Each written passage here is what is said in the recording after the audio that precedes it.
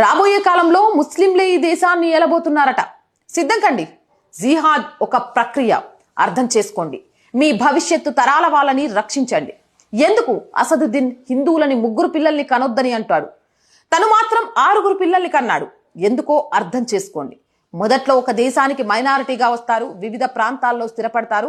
కొన్ని సంవత్సరాల తర్వాత జనాభా 20 నుంచి 30% చేరుకున్నప్పుడు హక్కులు అడుగుతారు.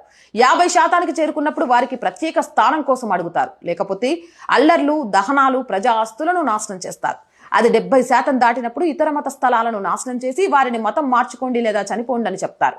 జనాభా మారినప్పుడు వారి జనాభా ఎక్కువ అయిన తర్వాత ప్రజాస్వామ్యం చనిపోతుంది, సెక్యులరిజం చనిపోతుంది, హిందువులు బానిసలైపోతారు. ఇక్కడ బతకాలంటే జిజియా పన్నులు విధిస్తారు, లేకపోతే చచ్చిపోవాలంటారు లేదా మతం మారాలంటారు. హిందువులకు ఓటు హక్కులు కూడా ఉండవు. అప్పటికి జిహాద్ పూర్తయినట్లే. ఇది 2047 కల్లా భారత్ని జిహాద్ ఏమంటారు ఇస్లాం దేశంగా మార్చడం కోసం జరుగుతున్న కుట్రలో భాగం అంటూ ఒక ఆర్టికల్ వచ్చింది. ఆ ఆర్టికల్ని వీడియో రూపంలో మీ ముందుకు తీసుకొచ్చాను. మీ అభిప్రాయాన్ని కామెంట్ సెక్షన్లో పెట్టేయండి. జై హింద్, జై భారత్.